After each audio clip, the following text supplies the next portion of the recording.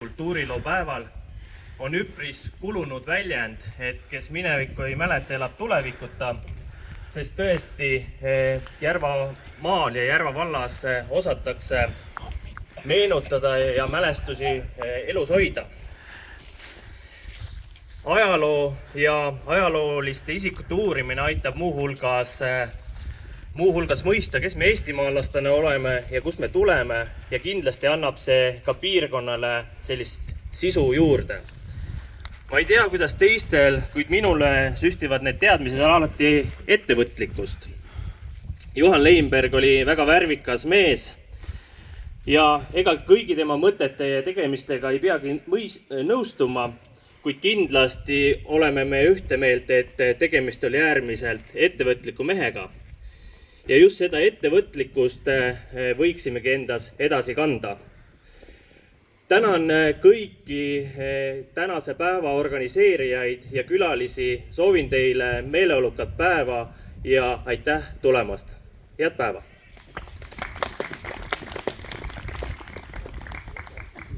Tõepoolest oluline on meenutada ja mäletada ning rääkida nendest. Ja küsimus, kes oli Juhan Leinberg? Sellele oskab kõige paremini vastata Tartu Ülikooli professor Tiit Rosenberg, kes mõne sõnaga siis meile räägib Juhan Leinbergi elust ja tegemistest.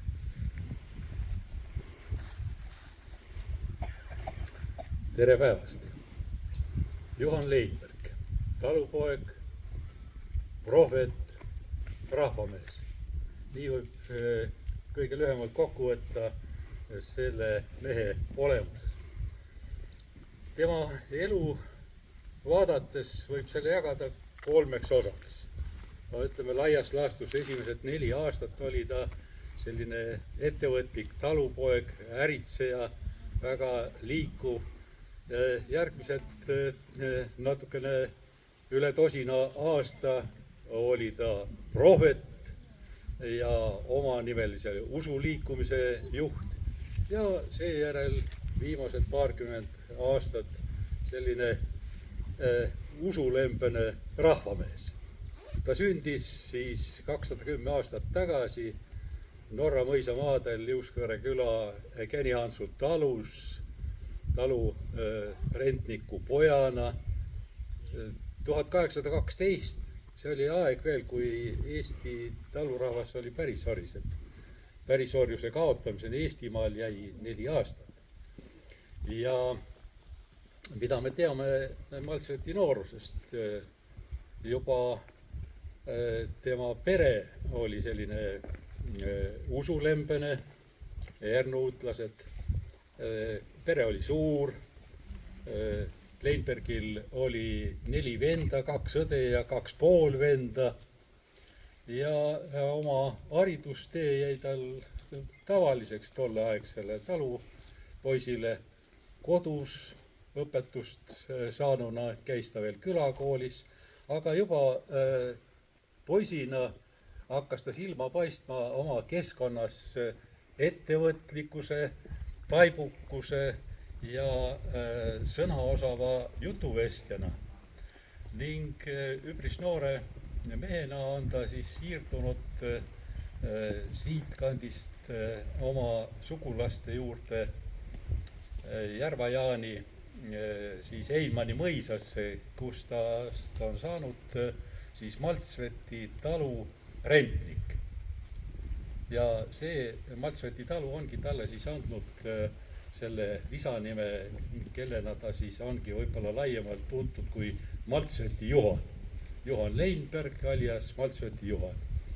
Ja sealt talurentnikust on ta siis edasi liikunud ettevõtliku mehena, kes ka koha mõttes väga paigal ei püsinud, tõustes siis sellisel sotsiaalsel redelil talupidajast möldriks, kõrtsmikuks, hobuseparisnikuks, kelle siis haare ulatus siit Järvamaa kandist kuni siis Ida-Harjumaale Kuusaluni välja.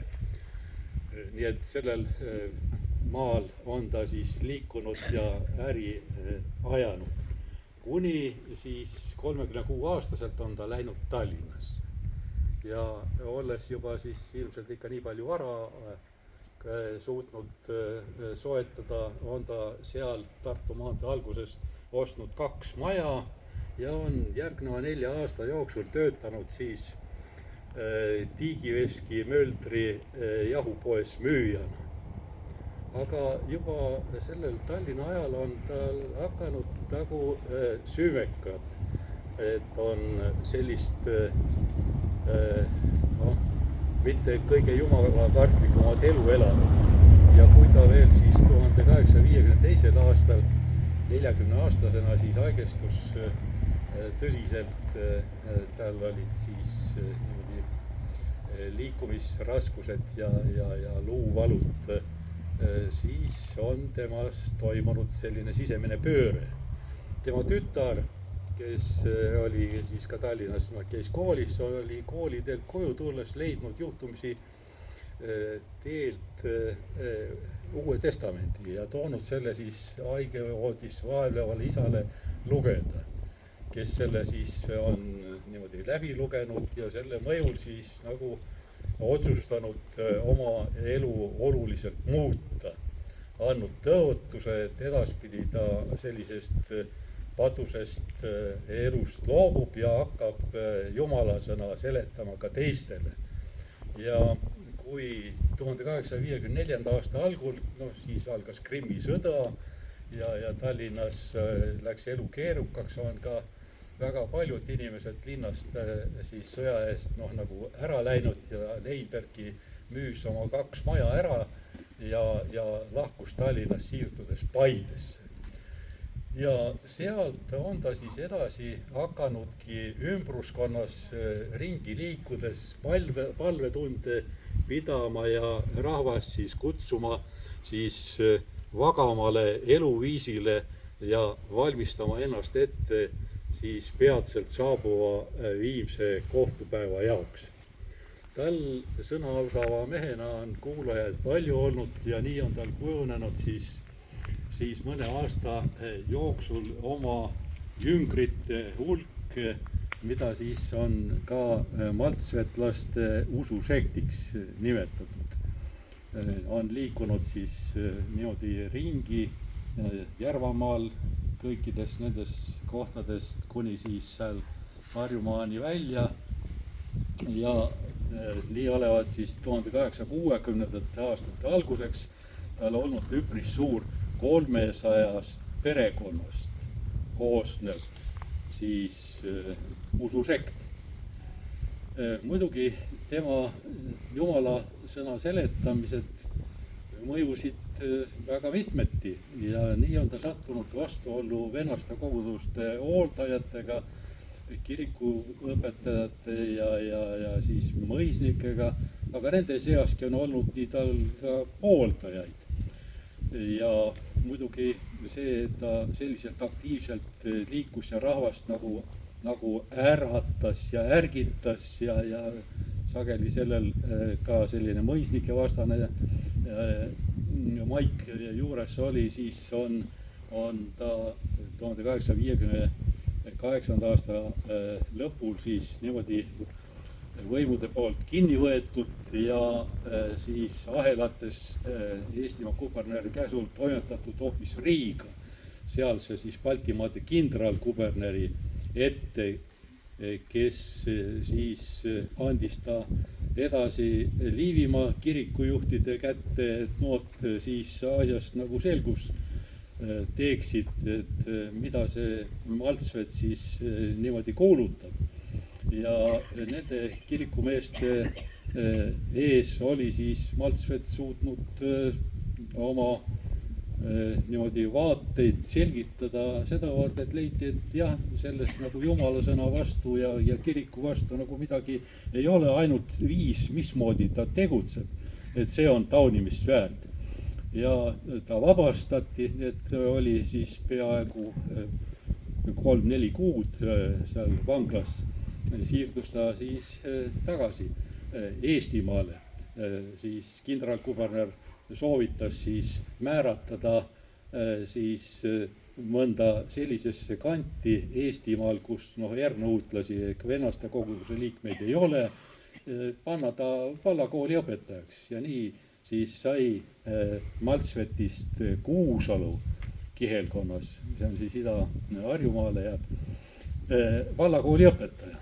Aga ka seal jätkas ta siis palvetundide pidamist ja siis on toimunud järjekordne selline pööre, sest sel ajal hakkas rahva meeli köitma lootus Eestimaalt mõisnike võimu alt pääsemiseks välja rännata Venemaale või Lõuna-Venemaale, praegusele Ukraina alal, et sealt on saada siis vaba maad. Ja Maltsvet, kes algul oli, väljarändamisliikumise vastu, see suundus algul Samarasse, on siis ka nagu leidnud, et see oleks hea võimalus Krimmi minna. Krimmis oli niivõrd just venelased lõpetanud oma Kaukaasia sõjad ja sealsed põliselanikud, tatarlased olid suures osas siis Krimmist lahkunud Türki ja oli rohkesti siis sellist vaba maad, mida siis Vene tsaarivõim tahtis uute asukatega siis nagu koloniseerida. Ja sellepärast siis nagu soodustati sellist väljarändamist sinna. Ja sel ajal oli muidugi ka usuline selline segadust palju ja nimelt üks Rannamõisa naisprohvet, talutüdrukust naisprohvet Miina Reinart on 5. oktoobril 1860 pidanud siis sellise kõne rahva ees, eriti kus oli maltsetlasi, et ta on näinud ilmutust ja et just Juhan Leinberg, prohvet Maltsvet, on see mees, kes peaks oma rahva viima siis sinna tõotatud maale. Ja see mõjuski kaasa sellele, et Maltsvet siis võttiski oma poolehoidjaid Krimmi viia. Koos oma vennapojaga Gustav Maltsiga on nad läinud maakuulajatena, kõigepealt siis jõudnud Krimmi, Perekoppi, vaadanud seal siis järele need olud ja siis vennapoeg tuli tagasi siia, et võtta siis sappa kõik need välja rännata tahtjad. Maltsvet ise jäi Krimmi ja oli seal siis edasi pea 5 aastat niimoodi. Aga enne seda siis oli suur hulk Maltsveti pooldajaid kogunenud Lasnamäele, uskudes, et nende järele tuleb mingi müstiline valge laev. Ja seal olid nad siis 61. aasta suvel mitu kuud laagris Lasnamäe all valget laeva oodates, mis on siis ka andnud meile sellise müstilise kujundi valgest laevast, mida rahvas on mitmel raskel eluperioodil nagu oodanud. Aga nende valge laeva ootajatega siis muidugi võimud pikalt enam ei kannatanud tseremoonitseda ja ajasid nad laiali. Nii et seal oli ka kuskil sadu valge laeva ootajaid. Aga nüüd siis Gustav Malts võttis siis selle väljarännata soovijate hulga siis endaga kaasa ja viisid Krimmi. Aga Krimmis selgus, et seal need olud mitte sugugi nii head pole ja paljud pettusid. Need oli ka tagasitulejaid. Maltsvet, keda selline rahva meeleolu langus nagu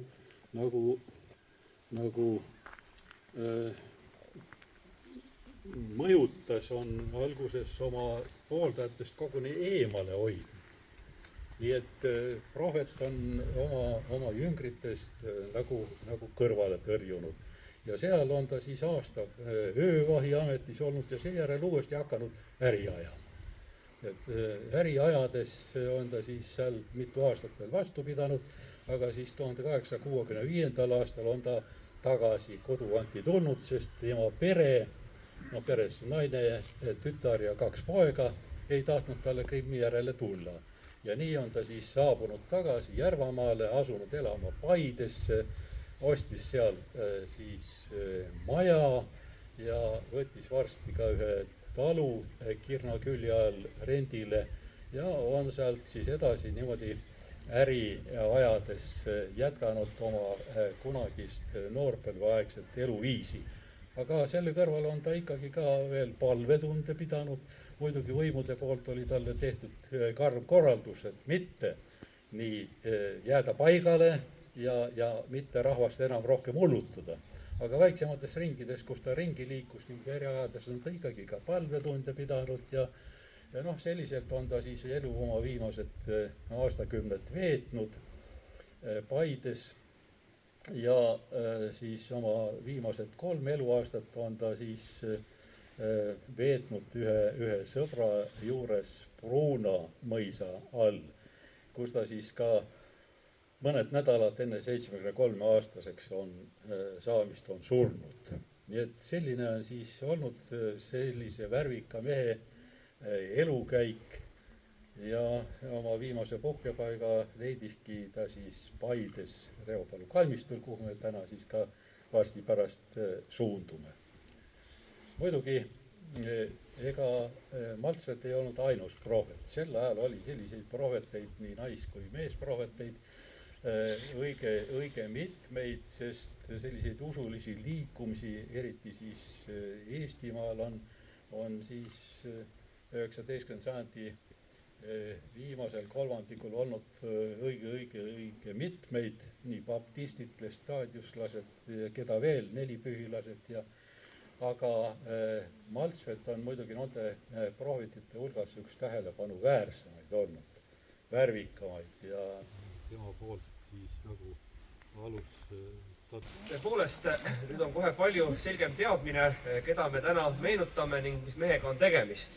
Aga et ikkagi ka siin paigas, mida me peame Maltsveti kodukohaks, mitte küll päris kodutaluks, sest Kääni-Hansu jääb siit nüüd, kui me hakkame liikuma Oostriku veski juurde, siis vasakule jääb sinna teeristi, kus on see suur võimas rändrahn, paremat kätt ja vasakut kätt paistab keset põldu üks selline kuusk, et pärast ka osutame sellele talupaigale, talukohale. Kuna aga keset põldu on keeruline sellist infotahvlit, mälestustahvlit sellisest mehest nagu prohvet Maltsvet üles panna, siis koostöös Udeva mõisa praeguse omaniku Kaarel Kutiga oleme saanud siis kokkuleppe, et me saame seda tahvlit siis eksponeerida siin Udeva mõisa maadel. Ja nüüd ongi just sobilik hetk, kus mul on hea meel siia kutsuda Kaarel ning ka Järva vallavanem Toomas Tammik selleks, et avada siis prohvet Maltsveti mälestusinfotahvel.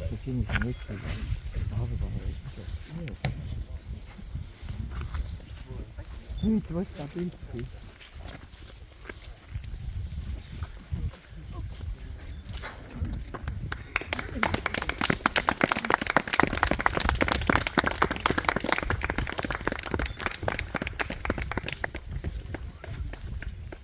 Võib-olla ka selgituseks, et väga keeruline oli leida ühte sellist pilti kujutelma sellest, missugune see prohvet Maltsvet võis välja näha, aga Kunstimuuseumi kogudes on üks maal, mis kannab pealkirja prohvet Maltsvet. See on baltisaksa kunstniku poolt tehtud ja kuna tõepoolest midagi paremat kõrvale pakkuda ei olnud, siis ehk võis ta taoline välja näha. Aga mul on hea meel siis kutsuda siis mõisaomanik siia tagasi ette, et mõne sõnaga rääkida ka sellest mõisast, paigast, kohast, kus me teiega praegu oleme. Tere ilusat pühava hommikut.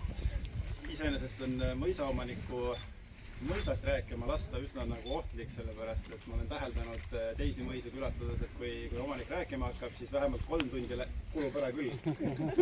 Nii et kui te vahepeal ära väsite, siis on mõned pingid, saate istuda ja siis lähme edasi.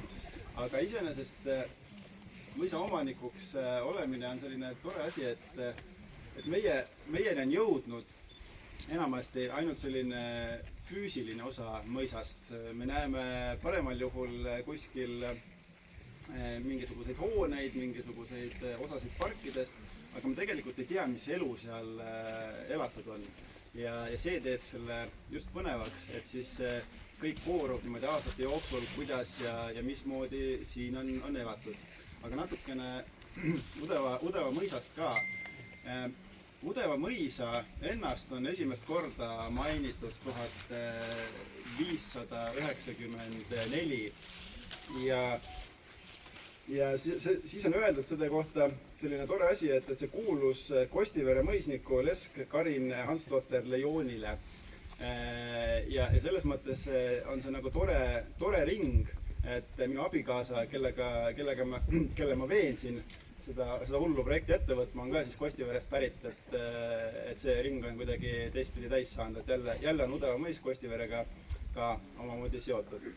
Aga kui Udeva mõisa ennast on 1594 mainitud, siis ühte väikest küla Paide lähedal on mainitud juba aastal 1375 ja siis on selle küla nimeks öeldud Udevol. Ja mina tõlgendan seda siis niimoodi, et kui väga paljud külad ja asustused Eestis on saanud just alguse sellest, et maaomanik ehk siis see mõisnik on võtnud ette ja ehitanud mõisa ja sealt on hakanud elu arenema, siis see koht siin, Udeva, on ilmselt vanem kui mõis. Et see võib loomulikult vastu vaielda, sest hästi paljud kohanimed on meil tegelikult tulnud ka mõisnike nimedest, mida me tegelikult ise hästi tähele ei panegi, et hea näide kas või seesama Udeva mõisa ühe kuulsuslikuma suguvõsa von Knorringute poolt on see, et me nimetame Norra küla siin kõrval ja need on alati olnud koos, Norra mõis ja siis Udeva mõis. Aga see Norra nimi tulebki tegelikult siis Knorringu nimest või siis siinsamas lähedal asub Müüsleri ja see nimi väidetavalt on siis tulnud ka ühe mõisaomaniku nimest, Kord Moiseler. Et selles mõttes, aga Udeva nimi on natukene varasem kui mõisa nimi. Vähemalt nii palju, kui mina olen suutnud seda välja uurida. Aga võib-olla see veel muutub ühel hetkel. Leian veel infot. Tänane mõisa peahoone on ehitatud ilmselt 1790. aastatel. Siis tekkis siia selline väga tarmukas mõisaomanik, kes kõigepealt ehitas välja Norra mõisa, mis selles piirkonnas on tegelikult palju rohkem tuntud. Ja kui meie jõudsime siia abikaasaga siia aastal 2012 esimest korda ja ta mind üsna hullumeelse pilguga vaatas pärast seda, kui ta oli näinud, mis plaan mul on, siis tegelikult on ikkagi Udeva mõis hoopis vanem ja huvitavam koht. Ja siis 1790. aastatel ehitati ka see mõis juurde ja ta ehitati ka suuremaks, et kui siin mõisas ringi käia, siis näeb tegelikult, et kui palju teda on nagu erinevates osades ehitatud, et ühe ukse kõrval on teine uks olnud ja siis kui vaadata seda saali osa, siis see on hiljem juurde ehitatud ja on tehtud selliseid ümberehitusi hästi palju ja tegelikult ei ole üldse kindel, et see mõis kogu aeg on selle koha peal olnud, sellepärast et mõisad liikusid ja meie teame ainult seda viimast lõppu.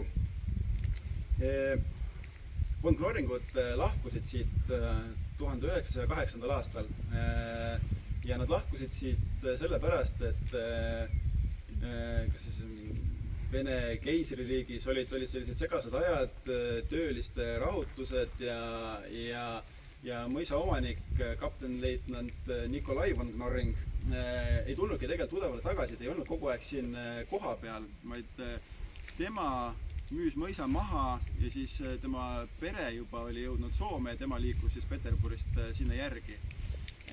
Ja segastel aegadel sai alguse tegelikult ka järgmine oluline etapp, mida me võib-olla kõige paremini mäletame, kui siia mõisa tulid von Maidelid. Von Maidelid, üleüldse on kogu see mõisate ajalugu ka selline üsna nagu huvitav selles vaates, et kui need murrangud ajaloos toimuvad, siis mõisaomanikud on olnud ka need, kes on hästi tihti nagu kaotanud oma varandust. Mitte alati, aga näiteks just von Maidelid, kes ostsid endale 1917. aastal mõisa. Nad ostsid endale Norra mõisa ja nad ostsid endale Udeva mõisa, sest need käisid koos. Ja juba 1918. aastal Eesti Vabariigi tulekuga siis Bernhard von Maidel jäi tegelikult Norra mõisast ilma, sellepärast et sinna rajati siis, kas see oli Rõhu nimeline kool, Rõhu kool. ja Bernhard Maidel kolis siia. Aga sellegipoolest Bernhard Maidel oli hea näide sellest, kuidas baltisaksa aadlikud ikkagi leidsid ka koha Eesti Vabariigis ja Bernhard Maidel oli väga, väga hinnatud põllumees ja ta pidas siin Angleri tõugukarja ehk siis lehmad ja siin kuskilt kaevasin jälle välja, et aastal 1926-1927 sai Udeva mõisa omanik Bernhard Maidel siis aukirja, et see oli Eesti parim võirasva, siis üks lehm õigemini oli, number 269 oli selle lehma nimi. Tema andis 6432 kilogrammi piima, et mina ei ole põllumajandusega seotud, aga kes siis teab, siis nüüd on see norm ilmselt umbes 3 korda suurem, aga sellel ajal see oli siis väga siuke eesrindlik tulemus. Aga siis läks edasi pelgalt 20 aastat ja teine maailmasõda tegelikult hävitas kõik, et Bernhard Maidel oli küll surnud natukene ennem teist maailmasõda ja ennem seda, kui Saksamaa oli kutsunud sakslased tagasi Saksamaale. Mitte nad Saksamaale jõudsid, nad jõudsid küll pigem Poola, aga see on juba teine teema. Bernhard Maidel lahkus varem, aga tema perekond siis läks Saksamaa kutse peale siit ära ja mõis jäi ka siis hiljem Udeva, ma nüüd jään selle võlgu, kas oli sovhoos või kolhoos või mõlemad korraga. Aga see jäi siis sovhoosile ja aastal 1989, 11. november on minu esimene mälestus Udeva mõisast. See on see, kui minu vanemad vennad sõitsid siia oma jalgatastega, aga mina, olles kuulnud, et Udeval on tulekahju, jõudsin kohale oma kolmerattalisega, olin 4-aastane siis, jõudsin kohale oma 3-rattalisega siia siis, kui juba tuletõrje pani neid voolikuid kokku. See on mu esimene mälestus ja tegelikult veel tehti katse mõist taastada, et siin on näha need sellised suured paneelid, need on veel sellest ajast, aga tegelikult mõis jäi umbes 30 aastaks ripakile ja ta oli üsna kehvas seisus, et kui keegi märkas saali sisse minna, siis ta nägi võib-olla seal pilti sellest, kui siit tee pealt vaadata, siis oli siin igal pool nagu võsa ja tegelikult ka kohalikult juba enam ei mäletanud, et siin on mõis olnud, et nii palju me oleme jõudnud nagu edasi liikuda, et mõis paistab, aga tööd on veel küll, aga teine mõisnike omavaheline nali on see, et neile on antud kõrgemalt poolt 300 aastat, et kõik tööd saaks tehtud ja ma loodan ka selle peale. Aga võib-olla siin kasutaks seda võimalust ka, et mõisa ehitamine ei ole kunagi või mõisa taastamine ei ole kunagi ühe inimese töö. Et tegelikult siin on ka hästi oluline tugi on tegelikult perekond, abikaasa, et ta üldse sellega nõus oli. Ma arvan, et ta juba kahetseb, aga me saame sellega hakkama, aga perekond ja tegelikult kogu see kogukond ka, kes tuleb appi, et me teeme igal kevadel siin talguid ja tulemus on näha, et asjad lähevad ilusamaks. Ja ma loodan ka teid tegelikult siin jälle näha, et iga aastaga läheb midagi paremaks, midagi huvitavamaks ja nagu ütleb Fred Jüssi, et selleks, et näha midagi uut, tuleb käia vanadel radadel. Et eriti käib see nagu selliste vanade kohtade kohta, et tulge jälle, vaadake ja nautige. Aitäh!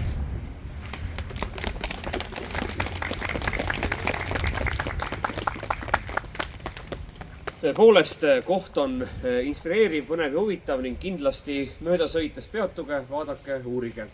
Aga nüüd me katsume ennast siis sättida siis bussidele, autodele ja sõita siit nüüd mõni kilomeeter edasi siis Norra mõisa poole. Norra mõisast sõidame mööda ja jõuame teiega siis Oostriku veski kunagisesse asupaika, praegusesse puhkeala territooriumile, kus siis jätkub meie tänane kultuurilaopäev. See on koht, kus siis asus Oostriku veski ja koht, kus siis ka Maltsvet toimetas ja tegutses siin kandis. Üks esimesi selliseid ettevõtmisi, mida ta äriliselt siis tegi, vaatas ja uuris. Päevakava meil jätkub siis pärast Oostriku veski külastust siis